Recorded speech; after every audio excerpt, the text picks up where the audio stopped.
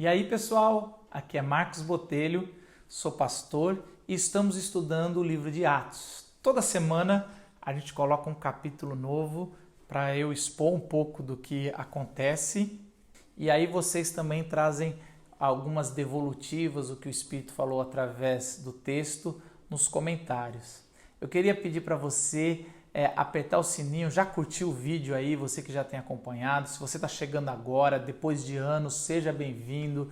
Eu sempre vou estar olhando os comentários. Aqui em cima vão estar todos a lista dos vídeos que já colocamos. E agora a gente vai entrar no capítulo 20, tá bom?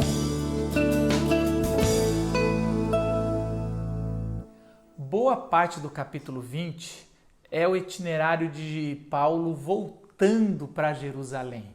Lucas vai narrar com detalhes cada lugar que Paulo passou, como ele foi, se foi a pé, se foi de barco, o que ele sofreu no caminho. Então, esse capítulo, boa parte é sobre isso. Logo no começo, Paulo vai para a Grécia, passa 3 meses, lá ele vai sofrer uma emboscada que ele sai correndo e vai para outra cidade, Troade. Nessa cidade acontece algo muito interessante. Paulo está com pressa e decide pregar, mas fazer um ajuntado de pregações. Ele vai pregando e vai chegando à noite, ele não para de pregar, ele prega por horas seguidas o evangelho, porque ele já queria viajar no outro dia, logo cedo, mas ele queria também não perder a oportunidade de capacitar, treinar a liderança e aquelas pessoas que estavam lá naquela cidade, para que eles pudessem conhecer o máximo possível do evangelho. O lugar que Paulo estava era um lugar alto e tinha um jovem meio que sentado como se fosse na janela, um jovem chamado Eutico, e ele estava lá e ele dorme na pregação. Quem nunca dormiu em uma pregação? Levanta a mão. Eu não vou levantar porque eu já dormi em alguma assim. Só que ele dormiu nessa janela e ele cai daquela janela e cai morto. Ele bate 3 andares e aí todo mundo fica desesperado e pensa, nossa, que desgraça chegou até nós. Paulo desce, vê que o menino está morto, Paulo faz uma oração e ressuscita o menino. Interessante, que poder é esse do Espírito Santo que ressuscita o menino? Paulo fala assim, isso aqui não pode acabar em morte, o menino buscando a Deus e ele volta à vida. E Paulo fala, olha, ele está bem, ele está vivo. Paulo sobe para ceiar e continuar a tua palavra, e ele faz isso pela madrugada toda. Aqui me traz algo muito interessante, como Paulo realmente tinha esse senso de urgência.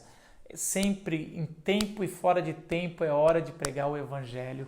E ele sabia que ele tinha pouco tempo, que já ia viajar, ele poderia falar, olha, eu sofri emboscada, sofri perseguição, eu quero só descansar um pouco, mas ele decide pregar o evangelho, ele vê que o povo estava sedento, e ele continua pregando por horas e horas, de forma exaustiva, mas ele sabia que o pouco tempo dele restava. Paulo quer chegar em Jerusalém logo porque ele quer pegar a festa de Pentecoste, que já era um marco para os cristãos, o Pentecoste. Ele queria estar em Jerusalém, e lá em Jerusalém ele sabia que muito provavelmente ele ia sofrer perseguição dos judeus ali, porque o ministério dele era muito polêmico, o ministério dele era para os gentios, né? O ministério dele era para os não-judeus, e lá em Jerusalém ele seria perseguido e morto, muito provável. Por isso, quando ele vai para Éfeso, ele manda chamar os presbíteros. E a fala de Paulo aos presbíteros é uma fala muito emotiva, tanto que no final todo mundo acaba chorando. Um trecho da fala de Paulo, ele fala assim no versículo 19, servi ao Senhor com toda a humildade e com lágrimas, sendo severamente provado pelas conspirações dos judeus. Vocês sabem que não deixei de pregar a vocês nada que fosse proveitoso, mas ensinei tudo publicamente e de casa em casa. Testifiquei tanto a judeus como aos gregos que eles precisam converter-se a Deus com arrependimento e fé em nosso Senhor Jesus Cristo.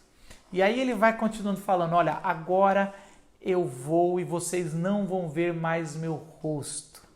Paulo profetiza aqueles líderes, pastores e presbíteros que eles não iam mais ver Paulo. Paulo já tinha consciência que essa seria a sua última viagem e que ali era uma despedida. E ele vai deixando claro assim, nesse discurso, que ele fala, olha, minha consciência está limpa, eu ensinei tudo o que podia ensinar para vocês.